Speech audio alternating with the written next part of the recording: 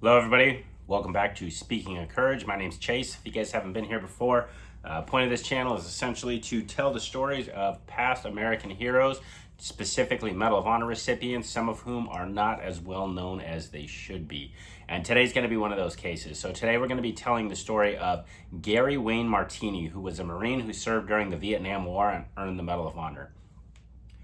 Honesty check. How many of you guys watching, even those of you guys that like American history, have ever heard the name Gary Martini? I know it's not one of those Audie Murphys or John Bassilones. A lot of these guys, even though there's been less than, around 3,000 Medal of Honor recipients in American history, and a big chunk of those were the Civil War, as rare as it is during the Medal of Honor, we still don't know a lot of these guys. So hopefully we can help change that a little bit. Hopefully you guys can watch this, share, spread it around, remember some of these guys. So, like I said, today we're telling the story of Gary Wayne Martini. And Gary was born in Lexington, Virginia on September 21st, 1948. And he was born in the Stonewall Jackson Memorial Hospital, which just kind of piqued my interest for a little bit, reasons I'll talk about in a second.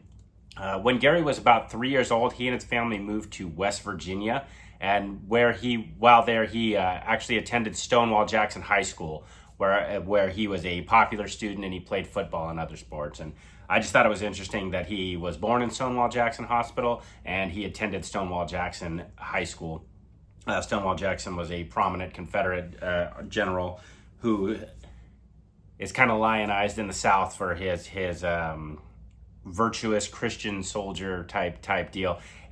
Has not necessarily have anything to do with this episode, but it does kind of key into the shadow that militarism can have over people. And I don't know that it specifically had an effect on Gary, but it's interesting to me, when you grow up in the South and you're surrounded by those legends, that maybe that has some type of impact on certain people. So it's almost like that shadow that's following in this case. It just piqued my interest when I saw it. But yeah, like I said, Gary went to throughout high school. He was pretty popular. He seems to be well liked by all the other students, and he did excel at football. But just before his senior year, his family actually moved to Portland, Oregon, which was a bit of a hard transition for him. Whereas growing up in the South, you're around like-minded people. When you move to the West Coast with that thick Southern accent, it's going to be a little bit hard of an adjustment. And a lot of those kids in Oregon, they had dreams of going to college, and Gary had dreams of joining the Marine Corps, right? So he was single-minded in that, like a lot of these guys we talk about. And this is going to be around 1965, 1966. So the Vietnam War is going to be heating up. Not as much as later in the war, where you're going to see as much of the anti-war movement and anti-war protest, but it's already there. It's already going to be on TV, and it's already going to be in the background of these kids' lives. So for someone like Gary, he's actually eager to go join that conflict and go join that cause. It's going to be something he believes in, where a lot of these other kids are not. They're going to be thinking about things that normal teenagers do. So him being an outsider, him being a Southerner, and him being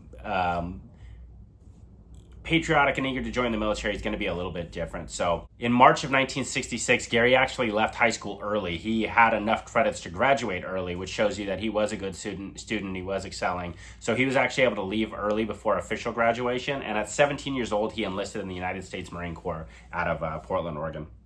And we've talked about this on the show as well. If you're 17 and a half, you can join the military with a parent's signature, which is interesting, right? Imagine being that parent signing on the dotted line, knowing that your son or daughter may be putting themselves in a situation that may ultimately lead to their death or other serious consequences, right? But I think I mentioned in a previous episode too, a lot of these kids are so single-minded that they're going to go anyways when they turn 18, and they might have resentment at the parent for not. So it puts the parent in a bad situation. And I think that's oftentimes what happens there. So in March of 1966, he did join the Marine Corps. And in April of 1966, he was sent to San Diego for training. West Coast Marines are going to go down to San Diego, MCRD, and East Coast Marines go to Parris Island. And I think all the females go to Parris Island. I'm not sure how it was then, but that's how it is now.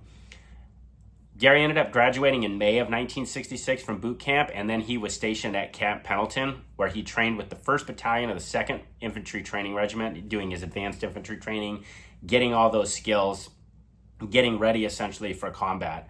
And in July of 1966, he was transferred to North Carolina's Camp Lejeune, which is another famous Marine Corps post. Unlike the Army, there's not a whole lot of Marine Corps posts, so they're going to be, they each have a lot of history and a lot of legends and a lot of Marine Corps character building that's going to be going on there. So I've already seen Camp Pendleton, and now he's going to be at Camp Lejeune, and he's going to be assigned to F Company, 2nd Battalion, 8th Marines of the 2nd Marine Division. And he was actually promoted to Private First Class in September of that year. Training is going to be intense at this time. Like I said, this is early in the Vietnam War, but the war is heating up. We've already had several Medal of Honor recipients. We've already had several major battles. The I Drang, if you've seen We Were Soldiers, that's already happened at this point. So for guys like Gary and these other Marines, they're not training with the idea that war is an abstract concept, and they're not training with the idea that they're just trying to prove themselves and be tough. They know that they're going to be going into combat, so all of their training is going to be deadly serious. And Gary and these other guys, they're going to have to pay close attention to the training because their life's literally going to be depending on it, right? It's not theoretical. Every round they're firing and training is going to be honing their skills to fight the enemy that they're soon going to face. Every push-up they do, every mile that they run is going to be hardening their bodies, right? Every mile that they ruck with that gear on, that's going to be preparing them for Vietnam, because if you go over there and you're not fit and you're not prepared, that could cost you your life essentially, right? If you go over there and you took your marksmanship training lightly, that could cost you your life. If you don't know how to use the claymore, if you don't know first aid, if you don't know how to apply a tourniquet in the field, all those things, if you don't know how to call for aid or call for artillery, those could cost you your life. So you can imagine a 17, 18-year-old kid, right? This is pretty intense stuff. But Gary and a whole generation was going to be doing this. And we've mentioned this on the show as well. The military, there's a lot of postings. Even during Vietnam, if you're in the Army, you might get sent to Japan, you might get sent to Korea, you might get sent to Germany, you might get sent to Italy. If you're in the Navy, you could be posted all over. But during the Vietnam War, the Marines were almost guaranteed, right? Especially if you're on an infantry assignment, you were either in Vietnam, come back from Vietnam, or were on your way to Vietnam. So joining the Marine Corps during this time, you know what you're doing, and Gary was eager and willing to do that. And that's exactly what happened. In December of 1966, Gary was sent to Vietnam, and he was assigned as a rifleman in Company F of the 2nd Battalion, 1st Marines of the 1st Marine Division, which is a famous unit, hard-fought unit, right? Like all these Marine units are. They have a deep history, and he's going to be now a part of that, taking his place. Surprisingly, at least to me, there's not a lot of info about Gary's first few months in Vietnam. And I say surprising because, again, the number of Medal of Honor recipients compared to the number of guys that served is so small. You'd think there would be a lot of info out there, but sometimes it's just hard to find, and there's very little info. But we do know that he would be suffering the same hardships that all Marines in that experience would be dealing with. Every rifleman, every infantryman in country is going to be dealing with the heat and dealing with the humidity. They're going to have poor food, little food, not a lot of sleep. They're going to be wearing heavy gear, and they're going to be constantly on the move and constantly under the threat of the enemy, right? Doing these combat patrols, doing these ambushes, setting up. You're going to be moving out into the field either by helicopter insertion, which is scary, right? Landing, jumping off the helicopters, moving into the bush, setting up perimeters, or they're going to be walking out, or they're going to be trucking in certain places, depending on where they're at in those circumstances. But you're carrying your life with you. You're carrying your food that you're going to eat. You're carrying the ammo that you're going to eat. Every round that you don't carry is one more you might need when the chips are down. Every round you do carry is one more bit of weight that's pulling down on your rucksack straps that are digging into you as the humidity is making you sweat and it's cutting in. You have those small lacerations all over your body that are getting filled with that salty sweat, and they're stinging, and your eyes are stinging, and you aren't getting enough sleep, so you're already fatigued and you're seeing things. That's what everybody in Vietnam is going to be dealing with that. So guys like Gary that are 18 years old are going to be living with this hardship, and they're going to be living under the threat of death at all times, right? The reality that they could lose their lives or their friends' lives at any time. Death's just going to be a part of their lives when you're engaging in these combat patrols and ambushes and search and destroy missions. All this same time, you're also dealing with the local populace, and you're seeing all these things, right? A kid like Gary, who grew up in the South and then in Portland, Oregon, now you're experiencing this exotic culture. This is 1966. even today, how many Americans have been to Southeast Asia? How many Americans have been to cultures outside their own? A lot of us have been to, Mexico, or you might go to Hawaii or Jamaica, or, see a little bit of other cultures. I know Hawaii is in America, but the Polynesian culture. But to be able to go, kids that their parents may have never left their hometowns outside of possibly World War II or Korea, but now to be experiencing these foreign languages and the way these people are living. But you're also seeing the hardships, right? You're seeing the kids that are suffering. You're seeing the people that are affected by war. You're seeing villagers who may be missing limbs, or, there's misery and hunger. So they're going to be seeing that, and that's going to be a crazy thing. Guys like Gary would have literally been, just a year ago, would have been focused on high school football games, girlfriends, car culture, all that. And now they're carrying rifles and they're experiencing the horrors of combat. They're experiencing what it's like to face that specter of death. I talk about my time a lot. I joined the Army when I was 18. And one of the things that stuck out to me, I joined in 2002, so we had already invaded Afghanistan and we had yet to invade Iraq, but we knew we were going. It was on the horizon. But in basic training, and I believe it was basic training, they had us write our wills, essentially, right? We had to sign our what we want to happen in the event of our death and of our life insurance. 18-year-old kids. Most 18-year-olds aren't thinking about those kinds of things, right? A lot of people don't mature till they're 25, 26. Some people never mature. But when you're a kid that young of age, you have to become a man or a woman very fast, because it's reality, right? You very well may die. It's a good chance that you may die if you're in those combat roles. So doing things like signing your will, your last will and testament as an 18-year-old, you haven't even started life and you're ready for it to potentially end. Seeing death, seeing the reality of that, it's kind of a crazy thing, but generation after generation of these guys are going to do that.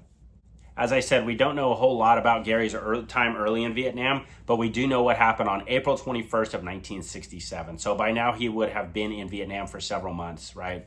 And on April 21st, 1967, Gary and his unit participated in an operation which was called Operation Union in the Binh Song district of South Vietnam's Quang Ngai province. Sure, I said that wrong. It's the best I can do with my complete lack of language skills. But intel showed that 2 regiments of NVA had actually infiltrated this area, and there was a heavy VC and PAVN activity in that area. So the Marines who were set up there, their objective in Operation Union is to locate and destroy the enemy forces in the area and to clear them from around the Marine Corps outpost atop a mountain. So we're operating in this area, there's a lot of enemy activity and there's more moving in, we're gonna push them out. So just like it sounds, search and destroy, or locate and destroy, means you're actively looking for the enemy. This isn't an ambush where hopefully, or they may or may not come by. These aren't patrols where you're meeting with the locals and trying to win hearts and minds. This is looking for the enemy, right? Again, ambushes are you're likely to encounter combat, but there's a chance no one can come by. You might, the night might go by smooth. We have the advantage because we have the drop on the enemy. In these situations, you're almost guaranteed to clash with the enemy because that's the goal. The military is spending hundreds of thousands to millions of dollars to go look for these enemies using all this equipment. So we want to find them. So that specter of death that we talked about is going to be weighing heavily on everybody. And regardless of how tough you are and how brave you are, it's going to start, preying on your nerves a little bit. Even the bravest Marines and soldiers at some point are going to start to worry about their numbers being up. In World War II, Audie Murphy, they talk about being a fugitive from the law of averages. The longer you're in the field and the longer you're seeing guys get wounded and killed and you're not one of them, right, you're going to start thinking the odds are against you. And Gary might have been feeling that way because he's been there since December. So right now, even though he's 18 years old, he's a hardened veteran, right? He's an experienced combat guy. The new guys are going to be looking to him because he's been through it for a few months. January, February, March, April, right? So on a 12-month tour, you're a good way in it. Your first couple months, you're too new to know anything. Your last couple of months, you're ready to go home and you're afraid of dying. That he's right in that sweet spot where you've gained enough skill to know what you're doing and you are deadly competent. So in this Operation Union, Gary's a part of Company F, and Company F mission was actually to be the bait which is just as bad as it sounds, right? They're going to leave their outpost and they're going to sweep towards an enemy-held village complex of Bin San, and they're going to try to draw the enemy out. So they want to move out, make the enemy think they're a smaller element than they are, lock in and engage with them so the other forces can attack them, right? So we can attack them with our fire superiority, artillery, air support, etc. So not only are you guaranteed combat, almost guaranteed combat in this type of operation, but now that you're the bait, you're guaranteed to be the ones that are likely going to get hit first, because the odds on good, you're going to see them. They're going to open up on you. So you can imagine the nerves it's going to have to take, and you can imagine how scary that would be to be a young soldier or Marine moving and expecting combat, right? Every step you take, you got to be almost flinching, waiting, hoping that that first shot that goes out is not going to be you getting hit, that it's somebody else, or that they're going to miss and you're going to have time to react. Moving in, if you ever been through a haunted house or something and you just know it's coming and your nerves are coiled, you know, that kinetic energy, but you can't do anything to stop it. So that's what they're going to be doing. They're going to be moving across open area, just bracing themselves, going towards this village complex. Who's going to fire first? Who's going to take the first round? Is it going to be machine gun fire? Is it going to be small arms fire? Is it going to be mortars, grenades? Is it going to be something small we can react to? Or is it going to be bad, right? So you're hoping it's small, you're praying it's not big, but unfortunately in this case it was big. So at about 7 in the morning, F Company is going to be moving across this open area and they're going to make contact. As soon as they sweep across an open area in a rice paddy, a battle's going to ensue. The enemy's actually going to know they're coming, and they're going to see them coming. They're going to see this line of Marines, or this formation of Marines, I should say, moving across this rice paddy, and they're waiting. The enemy is no slouch, right? They know what they're doing too. I said, you know, Gary's got about 4 months of combat. Some of these Vietnamese have been fighting their whole lives. They've been fighting the Japanese, they've been fighting the French, and now they're fighting the Americans. There's generations of these guys. They know what they're doing. And now they see these latest round of enemy moving across this open area. So with all the courage and skill of a hardened soldier, they're going to wait. They're going to wait for these Marines to get as close as they can. And the enemy's going to hold this trench line on the far side of the rice paddy. So the Marines are going to be taking every step. And again, they're wary. They know that it might be coming, but they don't know when it's coming. So once they get into that kill zone where there's no falling back, there's no retreat, the enemy's going to open up. And they're going to open up with everything they have. They're going to open up with mortar fire, grenades, automatic weapons when the Marines are about 20 meters in front of their position. So this is deadly, deadly close, right? And the Marines are not going to know what hit them initially. They're just going to start getting mowed down by this enemy fire and blasted by this enemy fire in these wet rice paddies, and guys are going to be hitting the dirt. Guys are going to be hitting the ground, and guys are going to be screaming, and limbs are going to be flying, and no one's going to know where it's coming from other than it's coming to your front. And the attack is so devastating that in this opening fusillade, 14 Marines go down, killed in action, and another 18 are wounded and left in the open. 14 guys killed at one time. Most units in Iraq and Afghanistan don't lose 14 their whole year-long tours, right? We got 14 dead, 18 wounded, and the other Marines are scrambling for cover. So if you're lucky, you can get to a dike, or you can get to a trench, or you can get to some cover where you can be protected temporarily from this enemy action, right? And Martini's going to be one of those lucky ones. Gary's actually going to make it to safety, and he's going to find a somewhat covered and concealed position. And the enemy's going to keep firing. So as you're hunkering down, you're doing what you can to fight back, but it's not a static situation. The enemy's going to move, and they're going to flank, and they're going to envelop you as well. So it's chaotic and it's terrifying. And the thought and the sight of those dead and wounded soldiers is going to be preying on you, Marines in this case. So Martini is lucky, Gary, to survive that initial attack, but he's going to be laying there, and as he's laying there, he's going to be observing the carnage from this dike in the paddy field, and he is going to be affected by the enemy fire. He's going to be scared, just as scared as everybody else is, and that's going to be preying on him. But what's preying on him more is the screams of the wounded, and he knows he has to do something. He knows he has to do something to protect these guys. Even though he's only 18 years old and he's a PFC, he's very low ranking. He doesn't have the responsibilities of an NCO, but he can't just sit there and watch these guys get killed, right? These wounded that are in the open, that are getting cut down and dying right in front of him. So Gary's going to muster up his courage, and he's going to expose himself to this intense enemy fire. Like I said, mortar fire, grenades, machine guns, rifles, everything the enemy has to throw at him is going to be ongoing. But Gary, rather than staying pinned down, he's going to expose himself and he's going to crawl over that dike that's protecting him, that's keeping him down, right? That defilade area. He's going to go up and over and expose his body, and he's going to crawl through this open area, and he's going to get as close to the enemy as he can. And once he gets close enough, he's going to start lobbing grenade after grenade after grenade into this enemy machine gun, and he's actually going to be successful, and he's going to kill several of these enemy soldiers. Now, the thing about grenades, for you to be close enough to throw a grenade, and the way you throw a grenade is not like a baseball, right? You can't throw them super far. To be that close to the enemy is terrifying. Think of how easily they can cut you down. Think about that for a second, right? Would you want to get that close to be able to throw a rock or a baseball, lob it? You're a very easy target, but he has the courage to do that, and he lobs so many grenades that he's actually going to destroy that enemy position, and he's going to allow a little bit of break in the contact for some of his guys to be able to survive and to get to cover and to dig into what they need to do, right? After Gary kills several of these enemy soldiers, he's going to crawl back across this open area, and he's going to rejoin his platoon, which had taken cover in a trench line. So that initial attack, it's going to knock all these guys down. He's going to find cover in a dike. Now he's crawled back, and he's joined the relative safety of his platoon.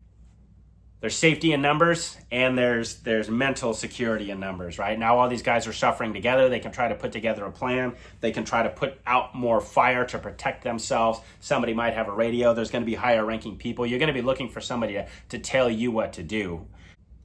At this point, though, there's dead and wounded all over, and the attack is still ongoing. Gary relieved some of this pressure, but not a whole lot, right? The sound of the battle is going to be overwhelming. The screams of dying men, the small arms fire, these explosions everywhere. And the thing about explosions, it's not like TV. One of the things I learned in Iraq is the grenades, they're not big fireballs. It's just, but they're extremely loud, much louder than you would think. It's shocking when you hear them. Now imagine the mortars, which again, I experienced in Iraq. They're very, very, very loud, right? Now imagine one after another while you're trying to scream to the guys that are next to you to try to communicate, and these explosions are just going on and on and on, right? But Gary, in addition to hearing that, he's still hearing the screams of the wounded man, right? Screams of these guys out there that are his friends that he's been living with for 4 months. And as terrifying as this is, Gary knows that he has to do something to help, right? He's not fixated on himself and his safety. He's not cowering. He's not praying for someone to help him. He's praying for the courage to go help these guys. So as Gary's waiting, he's trying to figure out what to do. Another heroic Marine rushes out into the open to try to help these wounded men, and he's immediately cut down and killed by enemy fire.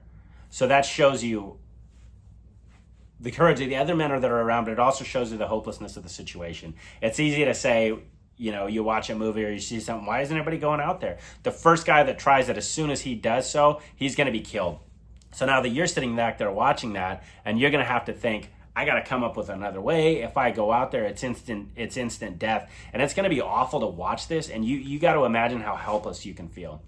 I don't have information how well he knew these guys, but again, I imagine they're in the same company. They've probably shared foxholes. They've probably shared stories. They've probably shared food. These guys know each other. They live together intimately. So it's going to be awful to see them and to hear them. And it's going to be, in your ears, those screams.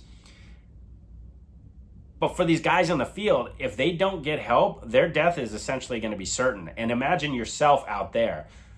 Forget being the guys with your platoon in the trench line. Imagine you're bleeding out from an intestinal wound or a leg wound or what have you, and you're seeing the gunfire go over your head, and you're laying there and you're thinking about home, and you're thinking about, God, I need someone to help me, but there's nothing you can do, right? All the things you've planned in your life are kind of slipping away as you're bleeding out, or you might have lost consciousness, or you might be feeling the intense pain, and all you're focusing on is a wound that might have been blown off or what have you, right?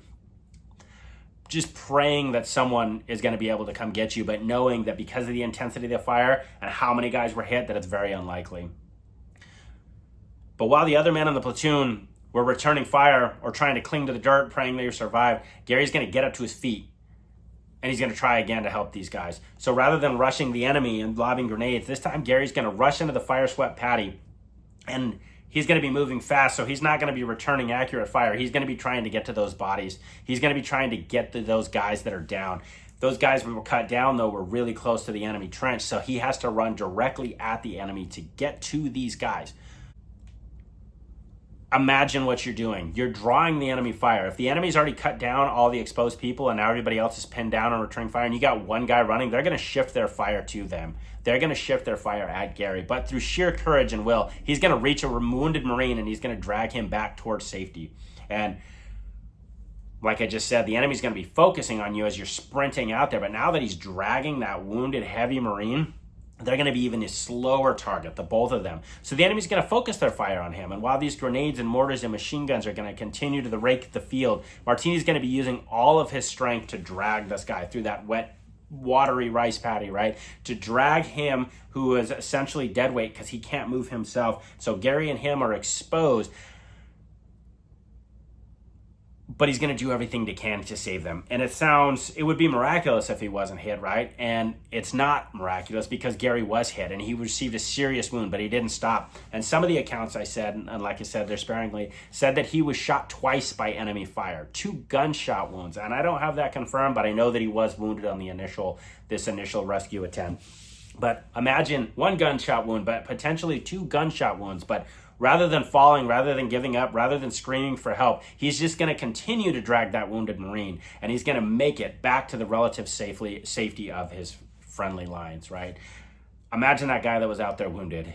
It's hopeless. You're just expecting death, and now all of a sudden you're going to look up and there's going to be this guy running, and he's going to be grabbing you probably by your H-harness, your gear, your web gear, and he's going to be dragging you back. It's like an angel on the battlefield. And then you're seeing him get hit, right? And you're probably terrified for him, but he doesn't stop. He's able to bring him back. Imagine the courage, and imagine how that would feel. And that's what Gary did. Gary has crossed the open area twice now, and he's brought this guy back. So getting back to the friendly lines, you can imagine that would feel like. At this point, Gary's going to be feeling this intense pain of his wounds. Regardless of what they were, that blood that's pulsating through you with the adrenaline is going to be pumping out of those wounds. So he's going to be covered in blood. He's going to be exhausted. He's either going to have an adrenaline spike and he's going to be shaking, or he's going to have that adrenaline dump, right? Where you're even worse. The shakes are going to get real bad, and then you're just going to feel exhausted like you ran a marathon. But all you would want to do is lay down, right? You're a hero. He's a hero. Gary saved this guy's life, and Gary saved other lives by destroying that enemy position. Moving back out, the enemy knows where you came from. It's easy when you're sweeping a battlefield to try to find targets, but if one came from you and one came back, now that's where I'm focusing, right? To go back out would be suicide. But Gary didn't care. Despite his wounds and despite the danger, he charged back into the fray again, once more into the breach, right, as they say, once more into the open area, once more exposing himself to machine gun, rifle, mortars, and grenades. He's going to rush to another downed Marine comrade. And like I said, most of these wounded and dead Marines are going to be within 20 meters of the enemy. 20 meters, that's 60 feet. Go measure that in your front yard. 20 meters, it's not far, right? About the 20-yard line on a football field. That close to an entrenched enemy position. And they know you're coming. So Gary, once again, despite his wounds, he's going to be moving a little bit slower, right? If it's a leg wound, it's going to be hard to move. If it's an arm wound, it's going to be hard to drag. If it's anywhere else, I say it every episode, you don't know how bad you're wounded. You don't have time to cut your clothes off and assess that wound. He might not know if he's dying at this point, but he doesn't care. He's bracing himself as he's rushing, expecting to die, expecting to be killed, but he doesn't care because he's not going to stay down and he's not going to watch his guys die without trying to do anything about it. So he's going to rush towards that enemy position, and he's going to reach another wounded Marine, and he's going to cover him with his body until he can get him into a position to where he can drag him. And as Martini reaches this downed man, he's going to start to drag him. And Gary, unfortunately, is going to be wounded again. But this time it's going to be much more serious than the first. Now Gary is suffering multiple wounds. He's going to be suffering exhaustion. He's going to be terrified. And this is a grievous wound by all accounts. But he's not going to let that stop him, right? He may even be more wounded than the guy he's carrying now. But he's going to muster all of his strength and all of his courage and all of his dedication to his comrades, and he's going to start dragging this guy back. He won't let his fear or his exhaustion or his pain overcome his desire to help his fellow Marines. So he's going to grab this guy, and like I said, despite that pain, if you've never done it, Try to drag somebody, try to pick somebody up that's not helping you. We call that dead weight, right? It's easy to pick up your friend when they're helping and you're dragging and you're playing, or somebody's drunk. But when they're complete dead weight, try to move somebody. Try to move a muscular Marine who's wearing all his combat gear and ammo. Now try to do that when you're wounded possibly 3 times and you're exhausted from running back and you have the chair of combat. The other Marines are watching this from their somewhat covered and concealed position. And they see this and they're inspired by Gary's courage. So several of these guys are going to rise up and they're going to rush towards Gary and they're going to try to help him, right? They want to help drag this guy back. If Gary can drag him, a bunch of us can drag him and we can move back, but that would make them an area target. I was a machine gunner in the Army, right? You don't want to focus on point targets, which is individuals, because there's a higher chance you'll miss. The more people group together, that's an area target. You can rake that all day and it's easy. So Gary recognizes this as well. Maybe not in the way I said it, but he knows that he's already been shot multiple times. These guys coming out, as much as he wants their help, he does not want to see anybody else hurt. So Gary's actually going to muster the courage and he's going to yell back, stay down, stay in your position. He's going to order these guys back. Even though he's a PFC, he can't really order anybody, but he's yelling as he's dragging, stay back, stay back. He's going to keep dragging this guy. So these Marines are watching this heroic effort and they're going to be putting down heavy, accurate suppressive fire, right? They're going to be watching Gary slowly dragging this guy back and they're going to be screaming for him, come on, let's go, as they're delivering as much fire as they can to suppress the enemy. They're going to be putting fire on known enemy positions, so those enemy soldiers will hopefully have to put their heads down, and that'll give Gary more of a chance to survive. That'll give Gary more of a chance to be able to drag this guy back, and hopefully both Gary and this wounded Marine will be able to make it. And you can imagine Gary, wounded possibly 3 times with gunshot wounds, right? Probably 7.62 AK-47 fire, potentially larger, right? Every step's going to be painful. Every step, the pain's going to be unbearable. The blood's going to be coursing out of you as his blood's pumping so fast from adrenaline. He's going to be terrified, and he's going to be losing more and more blood. And as he does so, he's going to be getting weaker. And this Marine's going to be harder to drag because Gary's getting weaker. Gary is losing blood very rapidly, but like I said, he's got that courage and he's got that will and he's got that drive to save this guy who's potentially his friend. So he's going to do everything he can. And an 18-year-old PFC Gary Martini has no thought of himself, no regard for this enemy gunfire that's going on. All he's thinking about is saving this guy. He's not thinking about the battle. He's not thinking about how bad things can be. He's using every bit of strength he has, and he's going to actually use his last ounce of strength, and he's going to get this Marine over to this friendly position, and these guys are going to rush in, and they're going to take control of that wounded Marine, and Gary's actually going to collapse. And when he did so, he fell never to rise again, because Gary's wound was actually mortal. Gary was actually killed as soon as he received that third wound, right, or that wound recovering the second Marine. It just took him a while to bleed out, but rather than succumbing to that, or rather than allowing himself to give up or fall, Gary used all of his dying strength to drag this other wounded Marine across this rice paddy. Gary used everything he had inside of him. Somebody that's physically dying from grievous wounds found that strength, found that physical strength, found that moral courage to bring this guy back. So it's got to be terrifying to be bleeding out in combat, but he didn't care. He did what he could to give this other guy a chance at life, right? To give this other Marine that hope of seeing his family again, rather than patching up his own wounds or trying to protect himself. So at 18 years old, Gary died that day on the battlefield. And I found an account from a second lieutenant, Dick Black, who was involved in the recovery efforts the next day. And he said, they couldn't break Fox Company. Several Marines and I gathered Martini and the other dead of Fox Company 2-1 the next afternoon. Many died with a shot to the forehead as they fired over the rice paddy dikes. Gary was in 3rd Platoon, which held the center during a day and night of vicious close-in combat. Fox Company lost 36 killed and 54 wounded, resisting repeated onslaughts and heavy weapons fire from a heavily equipped regiment of NVA.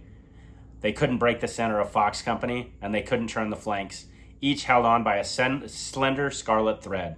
Thanks, Gary. And to me, that's a testament to how intense this fight was, right? Guys being shot in the head, meaning every time they pop up, they're getting hit down. Think about the number of killed and wounded in that small area in that one company. And the way he's describing it is the enemy's doing everything they can to dislodge these Marines. They're giving everything they can to kill these guys. And each one of these guys is a hero because they're fighting back with everything they had. And Gary actually was one step further because he exposed to that himself to that. And Operation Union, which this was a small part of, right, continued until May 16th when the battle was over and the Marines declared victory. And at the end of this operation that started April 21st, ending May 16th, the Marines reported that they killed approximately 865 enemy soldiers, and the Marines suffered 110 killed in action. 110 during that short period of time. So that's intense fighting by any accounts. And for his actions, Gary was awarded the Medal of Honor, which was later presented to his family at the Marine Barracks in Washington, D.C. by Secretary of Navy Paul Ignatius on October 22nd, 1968. And I'd like to read Gary's citation. Private First Class Gary W. Martini, United States Marine Corps, for service as set forth in the following citation. For conspicuous gallantry and intrepidity at the risk of his life, above and beyond the call of duty. While serving as a rifleman, Company F, 2nd Battalion, 1st Marines, 1st Marine Division in the Republic of Vietnam on 21 April 1967 during Operation Union. Elements of Company F conducting offensive operations at Binh Son encountered a firmly entrenched enemy force and immediately deployed to engage them. The Marines in Private Martini's platoon assaulted across an open rice paddy within 20 meters of the enemy trench line, where they were suddenly struck by hand grenades, intense small arms, automatic weapons, and mortar fire. The enemy onslaught killed 14 and wounded 18 Marines, pinning the remainder of the platoon down behind a low paddy dike. In the face of imminent danger, Private Martini immediately crawled over the dike to a forward open area within 15 meters of the enemy position, where, continuously exposed to the hostile fire, he hurled hand grenades, killing several of the enemy. Crawling back through the intense fire, he rejoined his platoon, which had moved to the relative safety of a trench line. From this position, he observed several of his wounded comrades lying helpless in the fire-swept paddy. Although he knew that one man had been killed attempting to assist the wounded, Martini raced through the open area and dragged a comrade back to a friendly position. In spite of a serious wound received during this first daring rescue, he again braved the unrelenting fury of the enemy fire to aid another companion, lying wounded only 20 meters in front of the enemy trench line. As he reached the fallen Marine, he received a mortal wound, but disregarding his own condition, he began to drag the Marine towards his platoon's position. Observing men from his unit attempting to leave the security of their position to aid him, concerned only for their safety, he called for them to remain under cover, and through a final supreme effort moved his injured comrade to where he could be pulled to safety before he fell, succumbing to his wounds. Stout-hearted and indomitable, Private Martini unhesitatingly yielded his own life to save two of his comrades and ensure the safety of the remainder of the platoon. His outstanding courage, valiant fighting spirit, and selfless devotion to duty reflected the highest credit upon himself, the Marine Corps, and the United States Naval Service. He gallantly gave his life for his country. And that's the story of Gary Wayne Martini, 18 years old, right? That's the story of another Marine who chose to give his life and give all of his tomorrows, right, for somebody else, for two other people, for the rest of his platoon, for those other guys to have a chance. That's somebody who was just as scared as everybody else that was there, but he was willing to go over the top, right? He was willing to push forward. He was willing to brace that certain death to try to help somebody else. He didn't know he was going to be successful. Had he been successful on the second Marine, I imagine he would have went out and tried to get a third. And had he been successful on the third, he would have probably tried to get a fourth. I think it was inevitable that Gary was going to die that day, because as long as there were wounded out there that needed his help, I think Gary was going to do whatever it took to get to them. And I think that's the kind of courage that exemplifies the Medal of Honor. That's the kind of courage that exemplifies Marines, soldiers, airmen, sailors, Coast Guardsmen that put their lives on the line throughout our country's history, throughout all of our wars. Guys that are willing to do more than they should be required of, right? Going above and beyond.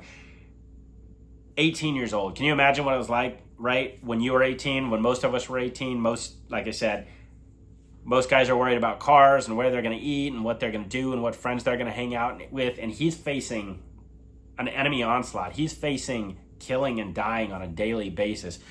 He didn't give in to the fear. He acted in spite of that. And that's why Gary's a hero and he deserves to be remembered. Once again, thank you guys for watching. If you guys have any suggestions or requests, let me know down below. I'll do my best to make that happen. Like I said in the previous videos, I'm probably going to do these Medal of Honor videos about once a month. That's all I can do with, doing the research by myself, trying to kind of write it out, give myself some notes, and then find the time to actually film these. I do work full time, have kids and a wife and all that stuff. So, but I like doing this. So if you guys have any stories you want to hear, please let me know and I'll do my best to make that happen. In the meantime, I'm going to do those other smaller videos kind of as a supplementary to Phil, not instead of. So don't think I'm trying to deviate. I'm just trying to add some content in between. But I do appreciate you guys watching. I do appreciate you guys respecting the heroes of the past and joining this journey with me and trying to explore and learn more about them. So thanks again for watching. Appreciate you guys.